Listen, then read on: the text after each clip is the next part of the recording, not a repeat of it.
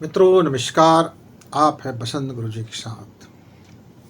जाने अनजाने जैसे भी हो, आप सिर्फ पूरा जीवन का मकसद, मेरे जितने भी यूथ है उसका एक ही मकसद है कि धन बढ़ाना, अपनी अपनी दौलत इतनी बढ़ा लेना कि उसे कोई भी मार्केट जाने से पहले यह ना सोचना पड़े कि यह मार्केट कितने अमीर लोगों की है।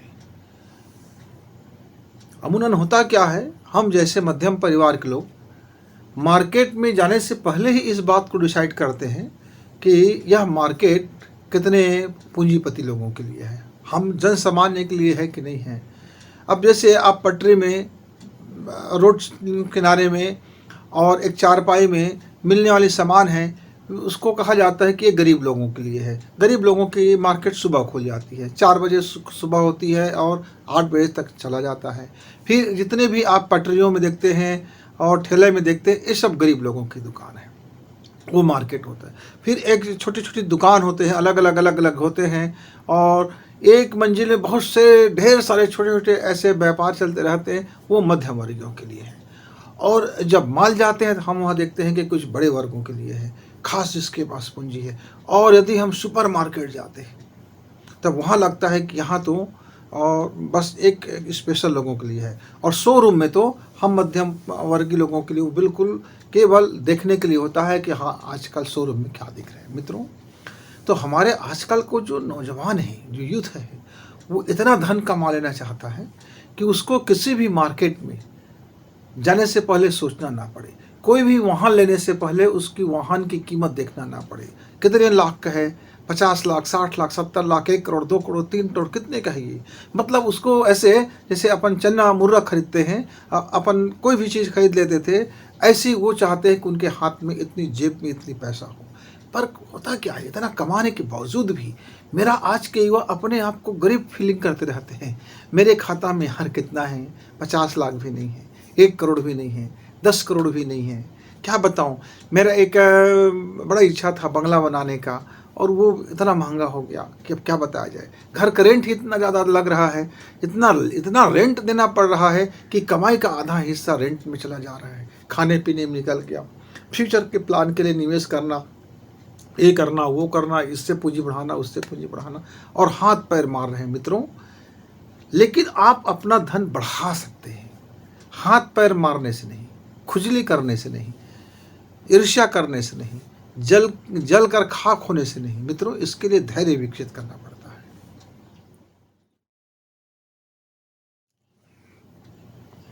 पूंजी बढ़ाना आसान काम नहीं मित्रों। आप अपने दादा से पूछिए, वो आपको बताएंगे कि उनके दादा कितने अमीर थे, और फिर जनसंख्या बढ़ने के कारण, भाइयों में बंटवारा होने के कारण, कहाँ 200 एकड़ का मालिक, 200 एकड़ जमीन, और अब उनके आते आते तक बच गया 10 एकड़। आपको किसी के दादाजी बताएंगे कि उनके दादाजी के पास फूटी कौड़ी नहीं था, उनके पिताजी ने खूब मेहनत किया, मजदूरी किया, मशक्कत किया, और आज उस 10 एकड़ का बना लिया है। आपको किसी के दादाजी बताएंगे, क्या बताएं बेटा, अकाल पड़ गया था, ये हो गया था, ये ज़मीन बेचना पड़ा, वो करना पड़ा, वो करना पड़ा, ढेर सारे ज़मीन थे, आज हमारे पास बचा क्या है, 2 एकड़, 3 एकड़, 1 हेक्टेयर, 2 हेक्टेयर।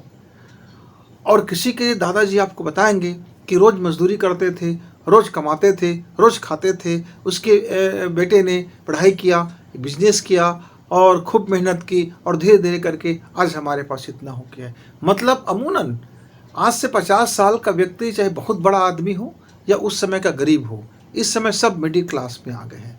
और जितने भी मिडिल क्लास के लोग थे, या तो नीचे पैदान पे ऊपर के वो बीपीएल हो गया है, एपीएल से वो बीपीएल में उतर गया है, और जितने हमारे बीपीएल वाले साथी थे वो बीपीएल से एपीएल में आ गया है। ऐसा चक्र चल रहा है। मैं कई लोगों को जानता हूँ कि है तो उसके पास धन, लेकिन वो अपना नाम बीपीएल में लगा चढ़ा लेते हैं। बीपीएल में उसकी मानसिकता क्या है, गरीब होने की मानसिकता। और मेरे कुछ बीपीएल वाले साथी होते हैं, वो कहते नहीं नहीं, हमको सरकार की ये बीपीएल की राशन कार्ड का फ्री नहीं चाहिए, उसकी मानसिकता एपीएल की होती है।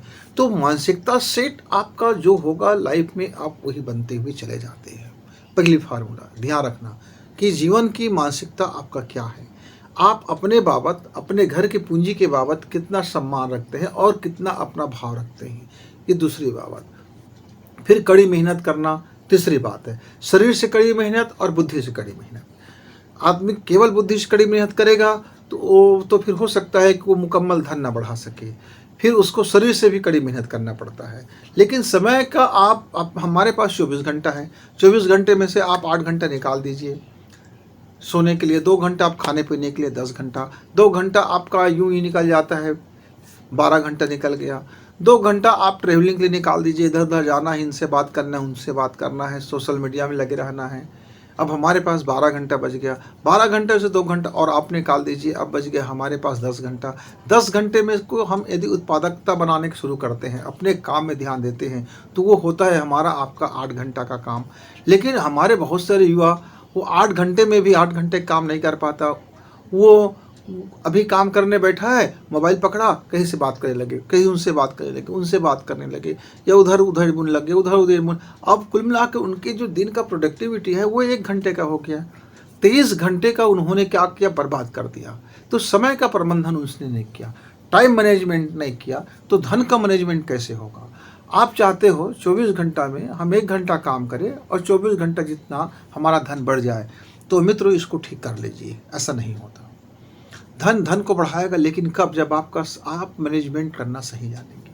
तो कड़ी मेहनत करते हुए आप अपने बुद्धि को एकाग्र कीजिए, और जब एकाग्रता से जब आप अपने हुनर को बढ़ाते हैं, अपनी कला को बढ़ाते हैं, अपने टैलेंट को बढ़ाते हैं, अपनी दक्षता को बढ़ाते हैं, अपनी क्षमता को बढ़ाते हैं, अपने वर्क करने की स्टाइल को जब बेहतरीन कर लेते हैं और आप अपना बेस्ट देते हैं, तो निश्चित तौर से उतने ही समय में ज़्यादा उत्पादक कार्य करते हैं, ज़्यादा प्रोडक्टिव आपका हो जाता है। जब प्रोडक्टिविटी ज़्यादा हो जाता है तो आपका पैसा भी बनता है, फिर धीरे धीरे आपका प्रमोशन होता है, और कभी कभी तो तेज़ी से प्रमोशन हो जाता है, फिर आपकी सैलरी बढ़ जाती है। आप कोई कारोबार करते हैं तो ग्राहक बढ़ जाता है, एक ग्राहक दूसरे ग्राहक का विश्वास पात्र वो दुकान में भेज देता है, व्यापार में। आप देखे होंगे एक डॉक्टर के पास कोई मरीज जाता है तो वो उसका यदि फैन है, फॉलोअर है, तो वो अपने 10-20 लोगों को भेज देते हैं, फ्री का विज्ञापन कर देते हैं।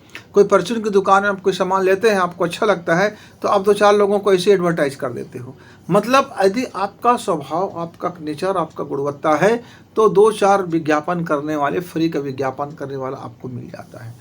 तो आपको अपना समय को प्रोडक्टिविटी बनाना है। जो भी आप काम करते हैं उसमें आप अपना बेस्ट करें। दूसरी बात, जो आप पैसा कमाते हैं, पैसा कमाते हैं तो आप क्या करते हैं, बेहिसाब खर्च करेंगे तो बात नहीं बनेगी। तो आपको क्या करना पड़ेगा, आप 50% को आप अलग रख दीजिए। 50% आपके घर वालों के लिए, आपके फ्यूचर प्लान के लिए, आपके तरह तरह की चीज़ों के लिए, वो आपका पैसा है। मासिक 50% आप कर लीजिए, और उसमें से फिर क्या करें, 30% को आप उस धन को निवेश करें। अलग अलग तरीके की निवेश होती है मित्र। उस निवेश एक्सपर्टों से, हमारे जो वेबसाइट्स में दिए होते हैं, ऑफलाइन होते हैं, बैंक में होते हैं, सलाहकार होते हैं, अलग अलग विशेषज्ञ होते हैं, शेयर मार्केट के विशेषज्ञ होते हैं, वहाँ आप देखेंगे तो अलग अलग म्यूचुअल फंड विशेषज्ञ होते हैं। तो विशेषज्ञों से राय लेकर के ट्रेडिंग में आप तब तक ना फंसे जब तक कि आपके पास वक्त ना हो। यदि आपके पास वक्त नहीं है और आप दूसरा काम करते हैं, ऐसे में आप विशेषज्ञों की सहायता लेकर के आप बैंकों के थ्रू से आप अपना पैसा निवेश कीजिए, और ऐसा निवेश कीजिए कि कुछ को हाई रिस्क में रखिए, और कुछ को कम जोखिम में रखिए, और कुछ को फिक्स एसेट्स में रख लीजिए। ये तीनों प्रकार का जब आपका धन होगा, और वो 10-15 साल के लिए यदि आप रख सकते हैं, मान लीजिए अभी आपको उम्र 25 साल का है, तो आपके लिए सुनहरा अवसर है। 50 साल के आते आते तक आपका जो निवेश किया हुआ धन है वो खासा अच्छा रकम हो जाएगा। इतना अच्छा रकम हो जाएगा कि अभी आप उसका कैलकुलेशन नहीं कर पाएंगे। अभी आपको लगेगा भाई हम 20 साल 25 साल के हैं, 25 साल तक निवेश करेंगे तो हम जिंदगी में क्या करेंगे। मित्रों, वो निवेश आपका बचत वाला निवेश है। वो 30% है जो आप कमाते हैं, वो कमाते उसमें से 30% आपने निकाल दिया और उसको अलग अलग फंडों में निवेश किया है। चाहे आपका LIC हो, चाहे आपका SIP हो, या चाहे आपका म्यूचुअल फंड हो, छोटे छोटे अलग अलग अलग अलग खंडों में आपने निवेश कर दिया और रेगुलर निवेश कर रहे हैं। रेगुलर का मतलब हर मासिक निवेश हो रहा है, और वो उसको आपको तब तक नहीं निकालना है जब तक का कोई इमरजेंसी ना आ जाए, क्योंकि तमाम जो निवेश आप जो कर रहे हैं वह लॉक पीरियड उसमें नहीं होना चाहिए। लॉक पीरियड होगा तो आपको आवश्यकता के समय, इमरजेंसी के समय आपको फिर पेनाल्टी पड़ जाएगा। तो उसको अनलॉक वाले रखिए, ज़्यादा से ज़्यादा 1 साल के लॉक वाले रखिए और उसको छोड़ दीजिए। ये मान लीजिए कि आपने 30% यूँ रख दिया, देश की सेवा के लिए रख दिया, और उसका उपयोग बैंक वाले कर रहे हैं, देश की सरकार कर रहे हैं, आपका एक दूसरा सेवा हो रहा है। 70% आपके पास बचा हुआ धन है, 50% घर वाले के लिए, अपने के लिए, धन दौलत बढ़ाने के लिए, और ये कर दिया, और 20% को आप अपने शौक़ के लिए आप रख मैनेजमेंट कर लीजिए। तो जब आप धन का सही प्रबंधन करेंगे, जब आप अपने मनी का सही वैल्यू समझेंगे, और मनी का जब आप इस तरह से जब आप उसको मैनेजमेंट करते हैं, तो आपका धन जो 20-30% जो आपने अभी अपनी कमाई का 30% आपने जो छोड़ रखा है, आप देखेंगे कि उसका 20% धन हमेशा इतना आगे बढ़ेगा कि जो यदि 10% धन में कोई घाटा भी हो गया, कभी ऊपर नीचे यदि कभी कुछ हो रहा है, तो आपका वो 20% जो आपका लगा हुआ है मनी, वो उसको कवर करता हो जाएगा। और जो हाई रिस्क वाला जो 10% है, वो हाई रिस्क वाला यदि कभी ग्रोथ कर गया तो इस 20% से भी वो आगे निकल जाता है। तो हम ये मान के चलते हैं कि आपको 20% को हाई रिस्क में ना डालिए, 5-5% बांट लीजिए, और इस 10% में से 5% 2-2 हिस्सा में बांट लीजिए, और उसको ऐसे रिस्क फैक्टर में डालिए जहां उसका ग्रोथ तेज़ी से होता हो। लेकिन कभी कभी नुकसान भी आता है, तो उसकी भरपाई हम दूसरे 5% वाले से कर सकें। यदि आपने सही ढंग से अपने निवेश को, अपने दिमाग को, और अपने समय को, और अपने मेहनत को आप निवेश कर रहे हैं, वहाँ आप एक बार धन लगा रहे हैं, और उस धन में आपको टाइम निवेश करने की ज़रूरत नहीं है, आपको माइंड निवेश करने की ज़रूरत नहीं है, आपको हार्ड वर्क भी वहाँ करने की ज़रूरत नहीं। सिर्फ ये है कि वह 30% आप हर महीना आपका नहीं है, भविष्य के लिए है, यह सोच करके आप उसको निवेश को करते जाइए।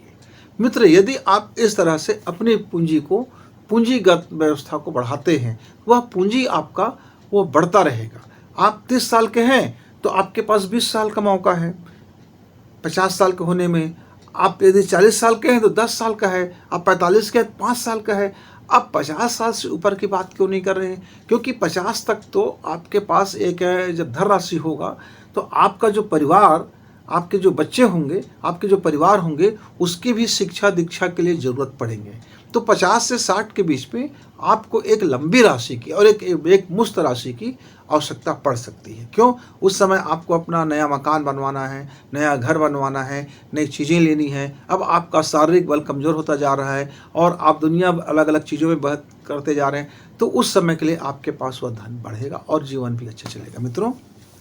लेकिन यदि आप अधीर हैं, अभी हमने 1 लाख कमाया इस महीना में, और हम चाहते हैं कि हमारा 1 लाख का 10 लाख बन जाए, और हम ट्रेडिंग मार्केट में घुस पड़े, बिना सोचे, बिना विचारे, बिना विशेषज्ञ की राय लिए, बिना कोई धीरज दिए, और अगला दिन हमको मिल गया, बढ़ गया, हमारा ऊपर मार्केट चला गया, मज़ा आ गया, लेकिन उसके दूसरे दिन के बाद आप बेहोशी हो गए, अपने होश खो बैठा, ध्यान खो बैठा, फोकस चला गया, और वो नीचे धड़ाम से आ गया, आप भी धड़ाम से गिर गए।